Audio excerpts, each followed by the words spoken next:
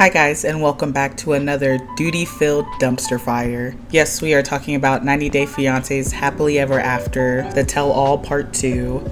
In the first tell-all, we actually got to see all of them stay in a mansion together, and not too much drama really happened in that one. They all got to pick out their rooms, and they just had a alcohol-filled night. And also in the actual tell-all part, we got to see Ed and Liz's segment. Pretty much just the same argument over and over again. Ed tried to expose Liz of having some kind of temper. Liz is pretty much just fed up with it. And then the whole argument about the taco pasta and it pretty much canceling their wedding. And then they also brought Jason out, Liz's new mans. And then they left off with Jasmine and Gino's segment, and we got a little bit more information about his corn addiction. And then Jasmine gave us some shocking information about the corn that he has been watching, consuming. Apparently what he has been watching was his ex-girlfriend, his old sugar baby, and that's where we leave off. So in this episode, they pretty much pick it up right there, her saying that he was watching his ex-sugar baby. Everybody is pretty much like you were cheating on her. That's a form of cheating because it was somebody that you had a relationship with. I don't know if I would call it cheating. Like, in a way it kind of is, but like it isn't. Like, for sure I would be very, very upset if I was in Jasmine's position, or just even in my own position and my partner was watching their ex-partner. Like, I definitely would be upset about it. I don't know if I would consider it cheating unless he was like having communications with this person as well, like donating to her or something like that. But yeah, the situation just isn't good all around. And then Jasmine goes on to explain that he was actually watching it behind her back in a way. So I guess he was doing it during his birthday, and during his birthday for some reason she wasn't in Michigan, she was in Florida. And then he did it. There's no denying it at this point, because he denied the part of her not being in Florida, at least, or tried to deny it. So he was watching his ex-sugar baby. Like, oh, this is not looking good, Gino. And then Jasmine continues to keep ousting this whole relationship, like one thing after another. And it's like, so she goes back to the point where she feels like Gino pretty much causes a fight so he doesn't have to be intimate with her. And she says she thinks that he does it because it's just quicker for him to, do it himself than put in all this effort with her. And then she goes on to say that he is so jealous to the point that he doesn't even allow her to, do the thing that she needs to do for herself. And she says that he doesn't let her use toys, basically, because he doesn't want anything up in her. But at the same time, he's not putting anything up in her. So it's like, Gino is a jealous person because he has told me, even if I please myself, that I'm not allowed to have toys. NANI? Oh, okay. She just keeps saying one thing after another, and it's like, this is crazy. And of course he tries to deny that as well and kind of just laughs it off. And it turns into Jasmine saying that she is pretty much on the edge, and that it's pretty much at the end if nothing changes, because she does not want to be in a schmexless marriage. She doesn't want that for herself. So she's saying something has to give pretty soon. And this is where all the couples start inputting their relationship advice. Lauren basically just says that even though you guys may be arguing, you may be fighting, you can show even just the small amounts of affection, like hold her hand, give her a kiss or something. Like, it doesn't have to go all the way to the the last base, but like give her some kind of something, because this whole time they've been so separated and the gap between them is so big. Like, they're not sleeping in the same room, they're not kissing, hugging, nothing. And she's like, just, you guys kind of have to just like suck it up and just try little steps at a time. And then Ashley is basically agreeing with Jasmine, saying that yeah, you guys can't have a schmexless marriage. I mean, some people may want that, and that'd be okay as long as you guys want that. But if that's not something you want, that's just not going to work out. But then Sophie kind of comes into Gino's defense and says that Jasmine does say hurtful things, and it doesn't make Gino want to be intimate with her. And yes, Jasmine has said some very hurtful things. Wish I could my exes because they were great. They were a lot better than you. I have no doubt about they have been great, but what about you? Cut the show. But at the end of the day, she was saying all those hurtful things even before. Let me just say right here, I am not defending what Jasmine said was okay. I'm not saying what she said, all those hurtful things, that's not okay, especially to your partner. Like, those things stick with your partner. But Gino brought her down here regardless. And for him to kind of like hold this over her head, and they say they're trying to work on it, and apparently she hasn't been screaming as much and trying to communicate and work past it. And him being at a stalemate, it's like, why did you bring her down here if you were already feeling this way? It's the same thing that I'm basically going to say about Angela and Michael later on, where Angela always brings up that Michael did this, Michael did that, and she should have never brought him down here. And it's like, yeah, you shouldn't have. Like, if you're going through this for 7 years, all this trouble, and now that he's down here, now you're like, it just doesn't make any sense. You went through all this, you brought them down here, and now you're like looming something over their heads. It doesn't make any sense. If you want the relationship and you brought them down here, you should try to make it work. And it doesn't seem like Gino is trying to do that. It seems like he's just trying to be like, she's been saying hurtful things over and over again, and it's like, yeah, she did, but like, if you guys are trying to move past it, like, I don't know, I'm just talking myself in a circle, but I think you guys understand what I'm saying. Now Shauna asked Jasmine, since she doesn't want to be in this kind of marriage, has she put a timeline on their relationship? Is it gonna get to an end if nothing changes? And she says, yeah, there's only a short amount of time that he has to like fix some stuff, so something's gotta give. And while she's saying this, basically saying if he doesn't start giving her affection, he's like, oh, I cuddle her, I do all those things. And she's like, no, he doesn't, no, he doesn't. So it's just like, we don't really know what's happening behind closed doors. Jasmine is saying she's not getting any affection. Gino says he is. So it's basically just Gino and Jasmine's word going against each other. And the only thing that people are able to tell them is to give each other affection at the end of the day. And if it doesn't happen, then it doesn't happen. And that's basically the end of it. And that's where they end their little part of the tell-all is with Jasmine and Gino. Basically just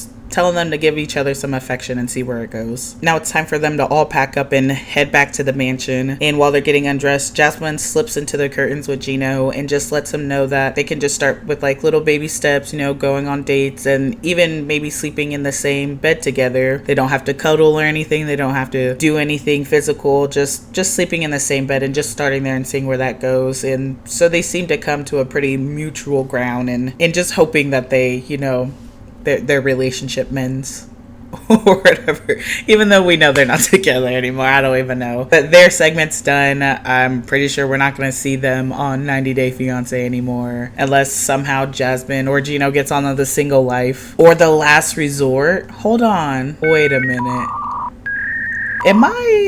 I feel like I've seen something about a new season of The Last Resort somewhere. That could have just been in my dream or something. I don't know.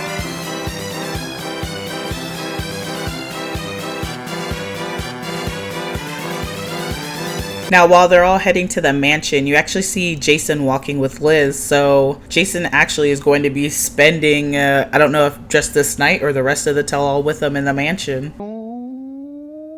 This is what Ed has to say about Jason. He's cute. He's attractive. What do you mean by that? I'm willing to place a bet for $1,000 that in 6 months, him and I will be at a bar and he'll be crying into his beer. Now it's time for Angela and Michael to come on in and find their room in the mansion. And here's one of very few sweet moments that you see between Angela and Michael. This is for being me.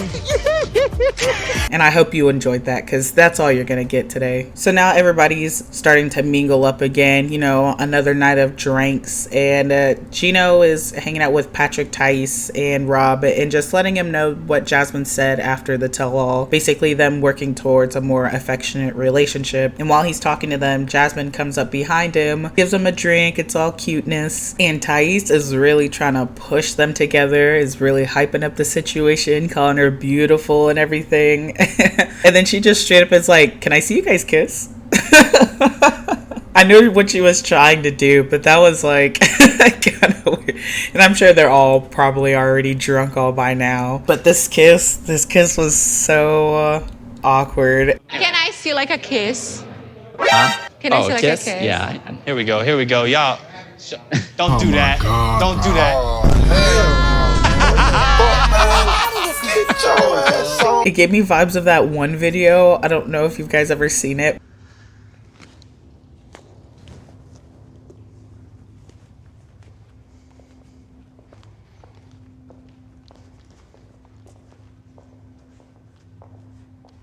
Now we actually get to see Michael off by himself, interacting with some people. Lauren and Patrick pull him off to the side and are just talking to him. And let me tell you now, Lauren is so wasted off them White Claws. But she's basically just giving Michael some advice. She asks if he loves her, and he just shows his appreciation, says of course that he loves her. And she's like, why don't you go over there, whisper in her ear, tell her you love her, things like that. Just be a little bit affectionate with her. And he goes ahead and takes her advice. But sadly for Michael, he doesn't know that Angela's over there with the boys, brewing and stewing and getting hot that Michael isn't around her right now. So she's over there already mad at Michael. So Michael comes over and just tries to let her know that he's been, you know, talking about her, wanted to show his appreciation, but she cut that off real quick. Yeah, I've been in conversation about you. And I am in here and I've been nice because I don't want to run these people's mother party. You're in big. Weirdly, she doesn't blast off from 0.1 seconds. She's heated. The flames are definitely coming out, but her rocket hasn't blown up into the sky yet. She's basically just mad because she thinks he's going around talking crap about her and trying to make himself seem like the good guy and that he didn't scam her or anything like that. And she just won't listen to anything he has to say. He keeps trying to tell her like what they were talking about, and she's just like, she basically is just like, get the hell out my face. This is what you do. You go around making everybody think you're a nice guy. Listen, I don't care who you talk to. Why don't you ever pay attention to your wife? I'm playing with a good-looking man. I am another good-looking man, and you don't even give a. I am paying attention to. That's why I came here. Kobe and Emily kind of try to step in the middle, and Kobe's trying to calm her down, and that right there, it made it even worse. She was over here saying that she didn't want to ruin these poor people's party, but she couldn't even stop herself from throwing a huge temper tantrum in front of all these people. Angela. No, this is what he does. He goes around making everyone think he's a nice guy. We're not okay. We're in big and you know this, and you're in there laughing with guys, girls, and you're walking around like nothing's wrong, Michael. There is a problem here. You gotta be ashamed of yourself. Old as you is. Ed was saying that Liz threw temper tantrums and had a temper. What would he call this? What is Angela doing? Because I would call this a temper tantrum. This is crazy for an old woman too. She's like 70. Like, what are you doing? People are just sitting there staring, and they're even grabbing the pool sticks and the balls off the table because they're so scared that she's gonna pick up something and just yeet it at this guy. Like, she's that unhinged that they can't even trust her around some balls and some sticks. Now, while Angela is screaming and going off, Lauren feels like everything is her fault. So now she's in the corner crying with Alexi. Again, she's just drunk, so we're not going to worry about her too much.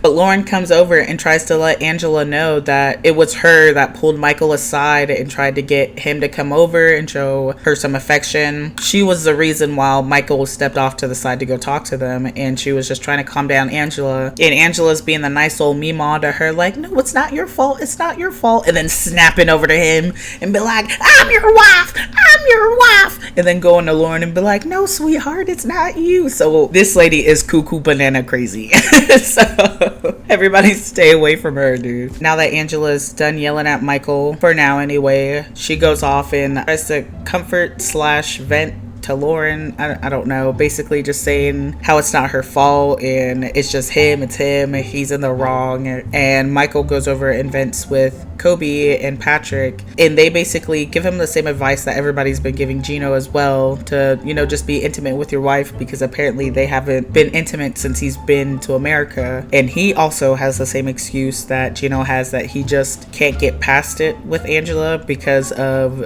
the way that she acts and the way that she's been treating him. him. But then he does bring up that he did cheat back in 2022. That is one thing that I could totally understand that Angela could bring up over and over again, because apparently he cheated in the beginning of the relationship too. But it's the way she brings things up, and I know she's probably not bringing up those cheating things very nicely at all. If you weren't secure in this relationship at all and you already knew Michael was cheating and you felt all these things already, why did you bring him over? It doesn't make any sense. But now that they're here, you want to loom something over their head. It makes no sense. If you bring that person over here and then on top of that marry this person, that means you're trying to move forward in your relationship. And if that's not the case, then why did you do any of this? Because it's a long process. It's not just like a month or two process, like, oh, it was so quick. Like, especially them two, they've been in this for 7 years. This process was not quick at all.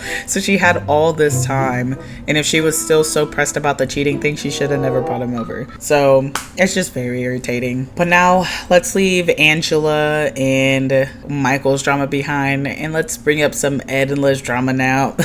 In the middle of all of them having dinner, Ed decides he wants to call his sister Liz. By the way, yes, his sister is named Liz and his ex-girlfriend is named Liz. Why he doesn't call them two separate things, I don't know, because it's really weird to me. I don't like it.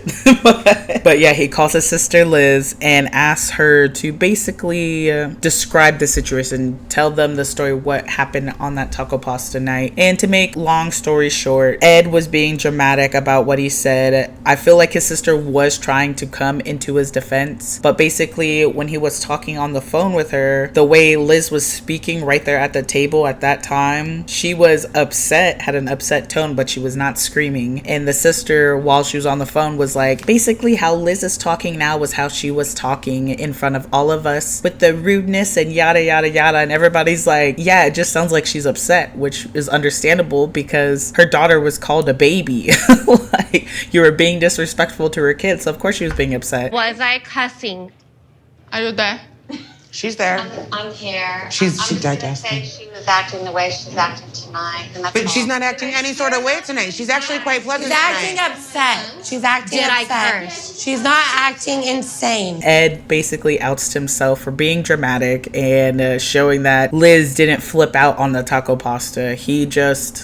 I'm tired of it. He just looks dumb. But now everybody is once again spread out, having their drinks and, just mingling amongst each other. And Ashley is basically saying she understands why he left Liz, but he did it in a bad way. And I don't know if she's siding with Ed on it, or if she's basically like, I understand why you guys needed to be out of that relationship. I don't know, so I'm not going to dive too deep into that. But she basically is just like, you did that wrong. And he's like, yeah, that's what I tend to always do. I always mess it up. And then he goes on to say that if he ended up marrying her, she would have took him for all his money. She would have taken me for all my money. You think so? Oh, yeah. That's what she wanted. What money? Because I thought you guys were broke. Like, what money? And then he's like, it's okay because she's somebody else's problem now. And then try to be like, but it's okay because I also caught her in a lie. I got it on record. Even though he didn't. He called his sister, but his sister basically ousted him for being the liar. Because apparently she wasn't screaming. She wasn't being dramatic. She was just upset. And I guess their good conservative family can't handle somebody's a little upset tone. I don't know what it is, but so no, he didn't oust anybody. He doesn't have anything on record. But while he's talking about that, Liz comes on over to get her next drink. While Liz is getting her drink, of course, there always has to be some snide remarks by both of them. They always gonna say something snippy back to each other. It's always, for the most part, it's usually that Ed that starts it, and Ed did start this one. Kind of, a little bit. I don't. It's both of them. They just don't like each other. But basically, they're saying snappy remarks to each other, and then Jason comes over, and Liz is like, "I'm so glad that I can mentally and physically look up to somebody." And then Ed just straight up is like, well, at least I don't have sloppy schmecks. What? He also has to go just a little bit deeper, like not even a little bit deeper, a lot bit deeper. Like, how did that go? I don't know. So they just start jabbing at each other, and then Liz is like, well, at least I don't watch Stepbrother and Stepsister Corn. I am so happy I can mentally and physically look up to someone for the first time in my life. You have sloppy sex. What? Sloppy? You watch porn that is stepbrother, stepsister. Oh my goodness, they're just like going at each other, and honestly, it's so funny. They need to have like a little section in this tell-all where Ed and Liz just roast each other. But after Ed shoos them away, he gets his real girlfriend to come over, and they have a little chit chat while him and Angela are talking. Michael's walking up behind him to come talk to Angela, and it's so funny because right there, Ed is like, I think Michael's a scamming. Nani? He just walks up right behind him. But of course, Angela just shoos him off, even though she's been wanting him to be around her the whole time, but she keeps telling him to go away. It's like, what do you want, woman? So Angela shoos him off and tells him to go away, and so he goes and hangs out with Manuel and Jason and is just talking, being normal, and doing the thing Angela told him to do. And while he's over there talking with them, she's like, look at this motherfucker over here smiling, look at him. It's just like flipping him off across the room. Like, what are you doing? You just told him to go. What did you want him to do? Go stand in a corner? I guarantee you she would probably be so happy if she was like, go away, and he kind of just sat and like stood in a corner and just waited for her to like beckon him or something. So while she's over there flipping him off, she starts getting louder and louder, and then says that he apparently said that all women are stupid. She was saying that he was telling her daughters that all women are stupid, which is wild. I'm the dumb one, because you know what I told my kid? You know what I told my girls? All women are dumb. I want to defend him in some way and be like, oh, it's probably because of his culture, because, you know, like, men are more dominant out there, but I can't defend that one. That's just outrageous. I don't care what your culture is at this point. Like, people, we are living in 2024. But while she's screaming at him, saying this, he's just like, I don't understand what's going on. Nobody's telling me anything, Angie. And then she finally is like, get the fuck out of my face. Get the fuck out of my face. And he's still trying to talk to her. And it's just making her more and more angry. And it's just like, the night just keeps getting worse and worse with these two. So eventually he does listen to her and he leaves. But then she starts running after him. Well, not running, but like quick walking after him, and is still yelling at him, even though she was like, get the hell out of her face. I don't understand. So he walks upstairs up to the railing. She's going off, being like, did you tell my daughters that all women are stupid? And oh, Michael. He was like, it's my opinion. That was my opinion. All women are stupid, you said, right? Did you tell the women that you were nice to? Did you tell these beautiful women how you told my daughters? It's my opinion. I said my opinion. You're touching your wrong opinion. Oh, that's not good. And then on top of that, to tell her daughters, hopefully he wasn't telling those grandbabies. I hope he was not telling those grandbabies that, because at the end of the day, yeah, Angela is taking care of 7 kids, but those are children. They still have some innocence in them. And it's like, I'm like, oh Michael, I hope you're not telling those babies that, because that is not okay. But Michael is like, he's done, so he's talking back to her, and Angela finally boots it upstairs. And I don't know why they don't ever stop this lady, because she runs up the stairs and Michael is on a railing, and we understand how unhinged this woman is. Why didn't any of the producers grab her and back her up? Because she is yelling at him to back up, and backing him up against the railing. At any time, I'm not saying she would push him, but he could have even lost his balance and gone flying over that railing. So it's like, why doesn't anybody stop this woman? I know she wouldn't be very hard to stop. And the one thing I didn't like about this, other than Angela treating Michael like he's just the scum of the scum, which is not okay. Like, I didn't like that people were kind of, it might have because they were all drunk. People were kind of like laughing about it and kind of making it into light and like, oh, don't throw him over the balcony and like save Michael. And it just like, it felt kind of gross to me in that situation, because you're seeing this woman be so abusive to this man. And if you guys, the people, the cast, I mean, if you guys have been watching the show back, you would see how abusive Angela is, regardless, outside of like what's happening here in America and everything. Like, she tore up his car, literally flew all the way to Nigeria and tore up this car. They weren't sitting there like cackling about it, but they definitely weren't taking the situation seriously either. But Angela's yelling at Michael, telling him to grab his stuff and get out of the house. And it's funny because she's like, grab your stuff and get out my house. Grab your stuff and get out my house.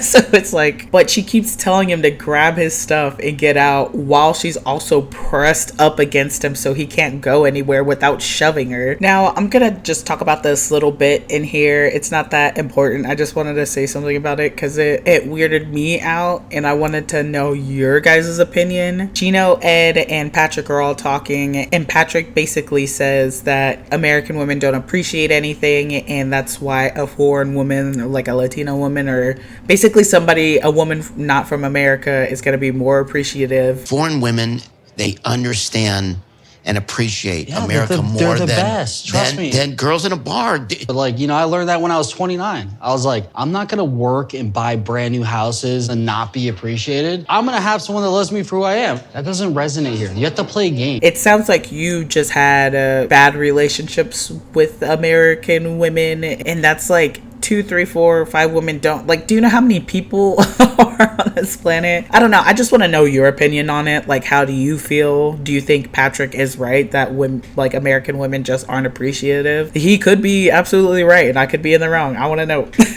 Now we get a little bit of girl talk, and us girls, we know how the girl talk goes. Okay, I just made my boyfriend have periods for the first time. But I want to slip in something that Thais said, which is funny because we just talked about Patrick, but now we're talking about Thais. And they slid past this so quickly. And I don't know if this was like a situation that they had before that I'm just blanking out. But basically, she said that basically Patrick is just a really jealous person in a way. She didn't say all of this. Patrick, I don't know. I mean, he does have, we do have, and we don't have. He gets so mad and say that I have another man, blah, blah, blah. I guess he just jumps to that conclusion when she's just not wanting to do it, which is crazy. I don't know. Was that in the show? Were they having jealousy problems? Because I don't really remember. Patrick and Thais's problems went right over my head most of the time. But yeah, that was weird to me, and they just glossed right over that. But Jason comes and sweeps his queen out of the girl circle, and they're ready to go back to their room and start making babies. Let's hope they really don't make a baby. Yeah. Now we get the weirdest mashup of people. Alexi is comforting Angela, and I never thought I'd just see them two talking for some reason. I don't know why. It was just really weird. I feel like the producer just pushed Alexi out there, was like, we need somebody to talk to this lady, so can you just go out there? And she's obviously just saying the same things, that she's just a poor old woman and this man is scamming her. So it's just the same thing. But then we have Rob comforting Michael, and Rob is basically just like, I don't know how you put up with it. Like, Angela's crazy. There ain't no way I'd be able to do that. Like, you are strong as hell for sticking through that. And he basically just reminds him, like, you are human. Like, you don't have to stay in this. Like, you can run. You can go. And maybe that actually was what Michael needed for him to snap out of it and leave. Now, Angela walks up into her room and sees Michael and Rob talking, and basically tells him he's not a man, and tells Rob to get the hell out if he doesn't want to ruin their marriage. And she grabs Michael's stuff and throws it out into the hallway. And it's like, it's nothing new. He even called himself the couch guy, and it was really sad to hear him say that he's just always the couch guy. Because, I mean, it always happens. Like, in the first season, I'm pretty sure she kicked him out and he was sleeping in the car. So it's like, this happens every single time. Somehow he gets kicked out.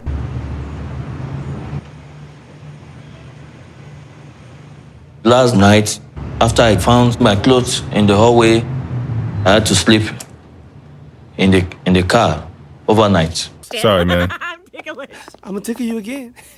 Wouldn't let that shit happen to me though.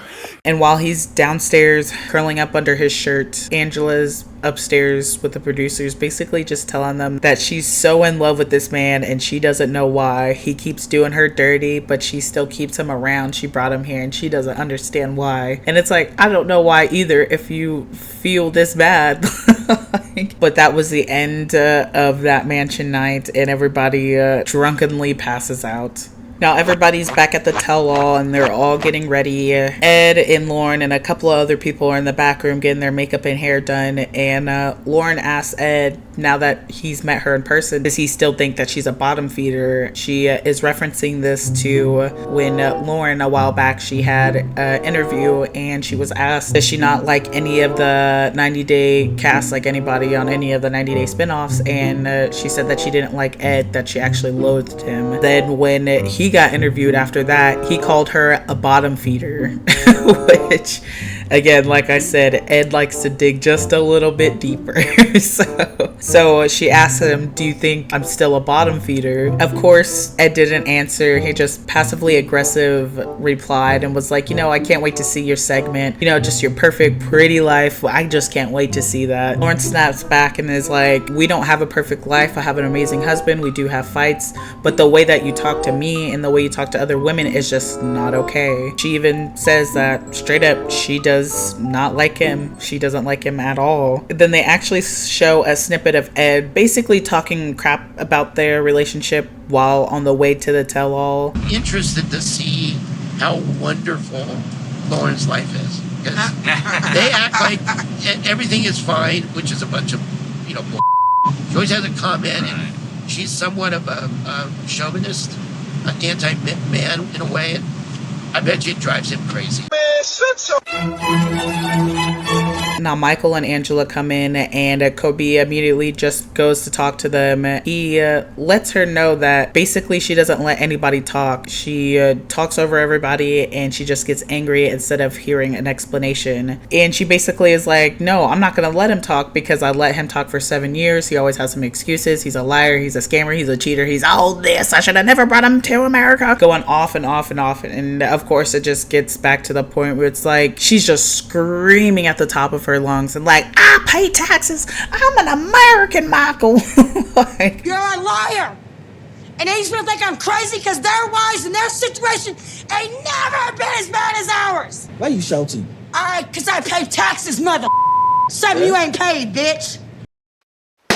Stupid bitch. already it's the morning and they're there. I'm sure people are hungover and she is screaming about taxes and being American and he's a scammer and it's just ridiculous. Kobe is just like, he's defeated. He's like, I don't even know what to say anymore. So he's kind of just there now. Now everybody starts to gather up on the stage and one couple is gone and it's Angela and Michael. So Sean goes ahead and just proceeds with the show and asks everybody how it was in the house. There is a problem here! That's how it was in the house. I'm sure Sean is living nicely up in some hotel somewhere. She ain't got to worry about that. And then they asked about Gino and Jasmine, and apparently they slept in the same room. Gino slept in the bed and Jasmine slept on the sofa. And then they asked why Gino didn't sleep on the sofa. But apparently when she came in, Gino was already in the bed waiting for her, was like, come on in. But I guess there was still some, awkwardness. So I guess she wanted to give him his space and for him to come when he was ready, something like that. So she slept on the sofa. I don't know. And then they get into the Lauren and Ed fight. And then this leads into Ed basically saying, like, if I don't like you, I'm not going to talk behind your back. I'm going to tell you to your face. And Lauren is like, I did tell you to your face and I'm telling you to your face now. And he's like, why don't you actually tell it to my face? So she gets up and literally tells it to his face. I mean, if he asked for any more than that, she would literally have to climb inside of him. I don't know. But then she's like, you called me a bottom feeder. Like, what is wrong with you? And then he straight up is like, you are a bottom feeder. and I like Alexi for this one because he just sat back and let his wife do her thing. But then when he needed to come in, he came in and I was like, he is supporting his wife. Look at him. And Sean asked about the whole Angela and Michael thing, and people just straight up tell Sean that Michael is basically scared of Angela. Like, she is a menace and he is just timid around everybody. Like, he doesn't want to talk. He's very shy. He's very standoffish. Jasmine said she didn't even hug him, that she just gave him a handshake because he looked that like distressed about just getting a hug from another woman. But now they move on to the next couple, Kobe and Emily. And like I said, their drama in the show, not that it was like fabricated. I'm sure the things that they're talking about probably did happen, but I felt like it was like more blown out of proportion to just like, you know, amp up that drama. Like, I don't feel like Emily was really tripping on it too much. Like, anyway, we'll get into it. So they ask about her kids, and this will be her third kid, and they ask how many kids would you like, and she's like, oh, I would like 4 or 5. That's a lot of dang kids. A lot of dang kids. And I hope she doesn't plan to have all those kids in her dad's house. But actually they're not. They let us know that they went and bought their first house a couple of months ago. So Kobe kept his promise to not have another kid in her dad's house. So congratulations to them. But then they immediately bring out Emily's parents and they ask Kobe, how has it been, you know, them moving out, like what's different and everything. And he immediately talks about them bills, honey. But then that leads into him showing immense appreciation and gratitude towards Emily's dad. I lived in the US for a year, like 4 months before I started working. I never slept hungry. Like, I was never homeless, you know. He took care of almost everything. Oh. He's very close with my dad. They're very, very close. I'm happy for that whole family. I really am. Emily got a little mouthpiece on her and she might be a little bratty sometimes, but at least she owns up to it.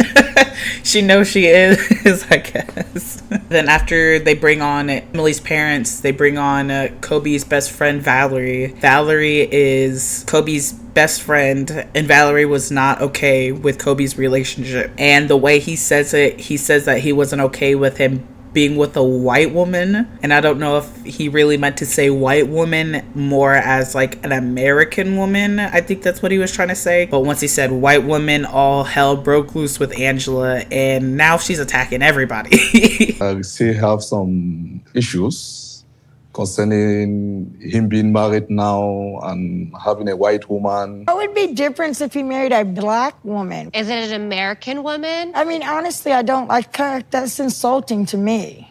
He's not trying to be offensive. And it's not your bit. I'm talking to him. There's no excuse for this woman now. Like, you can't say she's this way because Michael has been doing her dirty, because she talks all kinds of crazy to other people too. It's not just Michael. So we're just gonna skip on past that because I'm tired of talking about her. But they really get into that Valerie just doesn't really like Emily, and he feels like their kids aren't going to get the root of what Michael is, of his culture and stuff. And Emily even says that she's been trying to get him to teach his kids his language or even just French, and he's, I guess, not really doing it.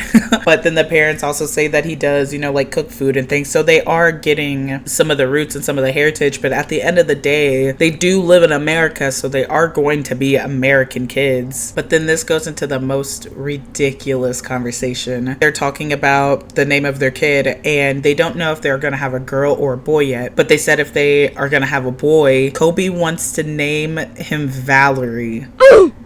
Valerie after his best friend, which one is already kind of weird to name your kid after your best friend. That's weird to me. But then on top of that, it's your best friend that doesn't like your wife. So it's like you expect your wife to go around calling your kid a name of your best friend that doesn't like her. Make that make sense. Emily is basically just like, if I'm the one birthing the baby, I'm gonna be the one naming him. The other cast is like, you could even give, like, if you really wanted Valerie's name to be his name, like, just do it as like a second or even a third middle name. Don't give your kid your best friend's first. Like, it just no, that's not okay. And adding on top that your friend doesn't even like your wife, so it's like, why would you do that? There ain't no way they're gonna name their son Valerie. I don't see that happening, especially with Emily. When she puts her foot down, she puts her foot down. Now they leave the baby name drama and they go into when Valerie tells Emily about Kobe having a girlfriend still in Cameroon when him and Emily hooked up. As I remember it, their storyline, their hookup situation, everything happened pretty fast. I'm pretty sure she got pregnant within like a month or so after. So like, not defending if there was cheating going on, but I feel like how the situation went, they're kind of amping it up, trying to make it look like Kobe was cheating on his girlfriend to be with Emily. But I think what happened here was because Kobe was traveling around at this time and he was in China when he met Emily, and the girl that he was talking to was back in Cameroon. What I think the situation happened, he said that they weren't talking for a while. They had no communication. So what I think was that he was dating a girl, maybe not in a full-on blown-on relationship like we are together forever, but like he was just dating some girl, you know, they might have like do a little thing here and a little thing there, but then they kind of fell out of communication. He was in China, she's in Cameroon, they're not talking at all.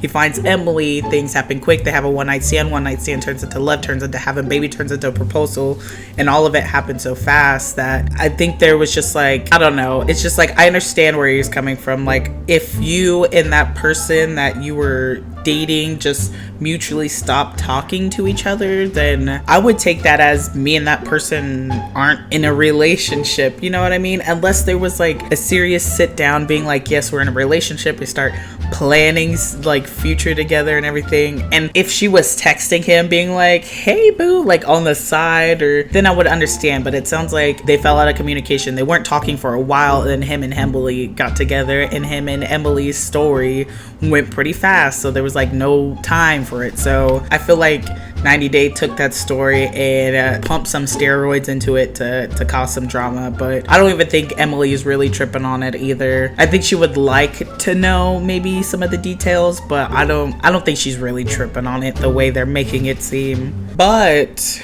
they do get into the point that Kobe was sending her money. So kissing, there was no communication as in like, hey, how you doing, buddy? But he was still sending her money, so I'm guessing maybe she just really needed the help or something. I don't know, that part not defendable. So he basically just said when he was in China he was hustling and he was more assisting than anything. And I mean, she was your ex-girlfriend, so that part's not very defendable. But then Emily's dad asked, like, I know in Cameroon like polygamy is a thing, you could have 2, 3, 4 wives. Do you expect that to like have Emily and then go back to Cameroon to like have your second wife? And Kobe says he did not grow up with polygamy, so that was like never an option in his life. So they're happy to hear that Kobe wasn't expecting to go back and have multiple wives with Emily. And rightfully Emily is upset that he was sending her money, because you know he did propose to her, and even though everything again happened very quickly, she made a good point, like, how are you giving your all to me, not just financially but like, you know, romantically and all that, when you're still, you know, like providing in a way for your ex-girlfriend. Again, he said he wasn't communicating to her like that at all. They fell out of communication. Again, not sure how that works. But you know. But then Sean asked Kobe if he married Emily just because she got pregnant, or proposed to Emily because she just got pregnant. He was straight up in the beginning. He was like, I was not looking for love. I was trying to, you know, buck it up.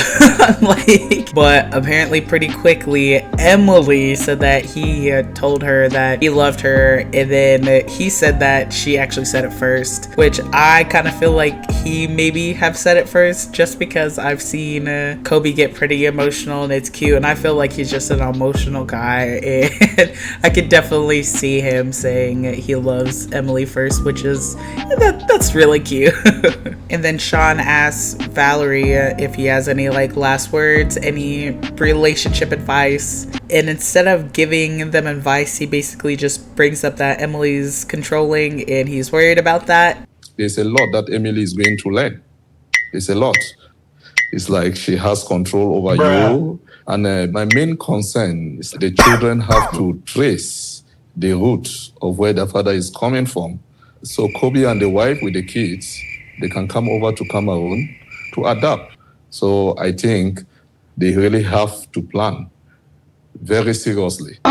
Child, anyways. And that is the end of Kobe and Emily's section. And now they head on into Angela and Michael's section. And Sean asked Michael what were his first impressions coming to America. And let me tell you, the whole time Michael is talking to Angela, oof, she is looking like a bag of miserable. But he basically just says that he's happy he's here with his family, and basically that America is really cold, that he has to wear double clothes.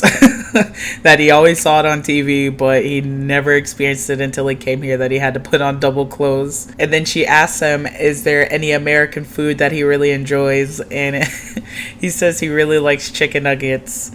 Which, same here, buddy. I love me some chicken nuggets. Well, CHIKN chicken.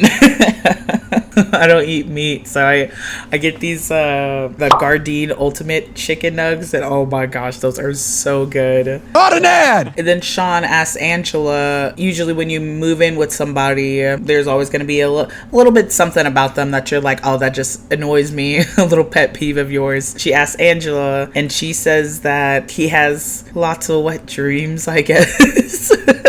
And then he says that apparently she has lots of cats. He said 4, and that they just pretty much scurry around, and when he lays down they're like licking on his face, and he just doesn't like that. And he actually gets a little chuckle out of Angela with that one. And then Sean asks about how Michael is meshing with the kids, with the grandbabies, and she says that he is a good granddaddy, and she gets a little emotional and says that he does really good with the kids, and she has one grandson that has no father figure, and she's just happy that Michael is around for those babies. He's a good granddaddy.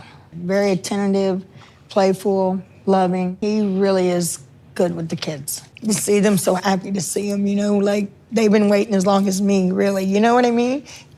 I have one grandson, and he was, you know, just so happy because he doesn't have a man. He says, he always tells Michael on the phone, help me, I got to deal with all these women, you know.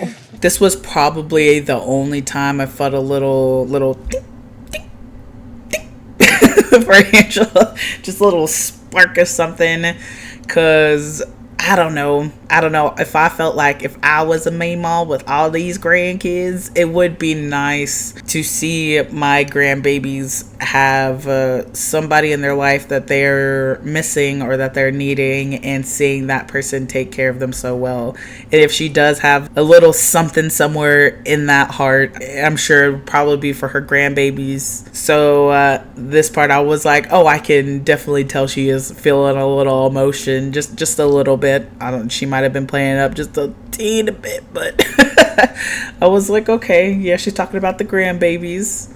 Now, after talking about the grandbabies, of course, they have to go straight into the intimacy life. Brother, They get into that Angela said that her and Michael have not been intimate since he's gotten to America. And then they brought up that her and Michael apparently did it 37 times when they first got together. Brother, I don't know how true that is. We're just gonna ride with that. Sean just asks like, why, what's going on, what's up, and Michael has the same reason that Gino has. The way that she talks to him, just like basically calls him not a man and all kinds of stuff. Like he doesn't feel like that towards her while she's doing that, so they haven't been doing it. And while he's saying this, Angela basically butts in and starts screaming and is like, all those things. Said this to you before. You cheated and told that bitch you would come to goddamn America and get the visa and you'll handle me. So how do you think I'm supposed to forget that? and it's like, again, if you were so insecure about that, why did you bring him here? Like, if you felt that way so strongly to the point where it keeps getting brought up over and over and over again, and you still feel that way, you had time to stop the process. Like, why didn't you stop it? It makes no sense. You were just so angry over something that you could have easily solved by just being like, all right, done with you, moving on with my life. Like, that's all you had to do. You came here to show America that you're a good loving Meemaw and he's a scamming Nigerian and he needs to go back to his country. And it's like, you're not showing that. You're showing us all that you are a crazy bitch, okay? And after all that, they bring out Skyla, Angela's daughter, and of course her daughters are always going to be on her side, so I feel like it's just more fuel to the fire. She comes out saying that Michael doesn't show any affection towards her, doesn't take her out, or like when she does go out to eat that she goes by herself because he doesn't want to be around her. And he basically brings up that he doesn't go out with her, doesn't want to do anything with her because anytime they have any kind of moment, anything, she just brings up the whole cheating stuff all over again. Angela says, nope, that I don't be bringing that up. And he's like, yes, that is true. Anytime we go out, you bring up the cheating stuff. And then she gets mad and she's like, well, why didn't you stay your ass back at home? That's the honest truth. Then why didn't you stay your ass where you was? Then send me back home. Let's get into the previews for the next episode really quick. We see everybody cram up into a hot tub, and Ed obviously says some stupid stuff. Thais gets upset, splashes some water on him. And then the next scene we see is Ed apparently wanting to go snooping on Sophie's toilet because Rob used to complain that Sophie never flushed the toilet. So they're like, let's go see if this is real. During the next tell-all, I think it's Patrick and Thais' turn because Patrick's brother, John, comes out. John! There's something about him. I kind of like him. Like, he's douchey and he would probably annoy the hell out of me. But at the same time, I'm like, I would still hang out with him.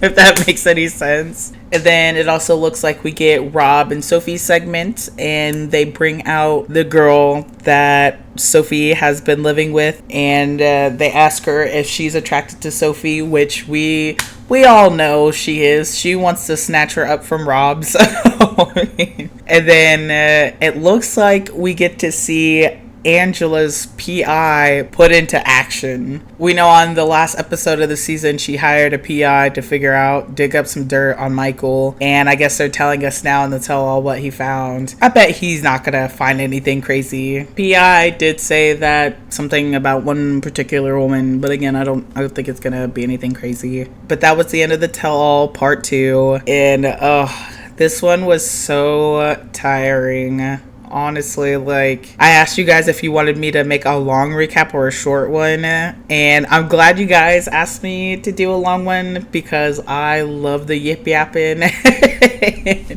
It was fun to be able to do a longer form video, but after watching the episode I was like, oh my gosh, most of this is just gonna be me yip yapping about Angela going off on Michael, and there was other tidbits here and there, but it was mostly just Michael and Angela show this episode, and Angela needs to get a grip on herself, man. I'm glad that they are finally letting her go off of TLC, and I would honestly like to see Michael in a single life situation. But that was it for this episode.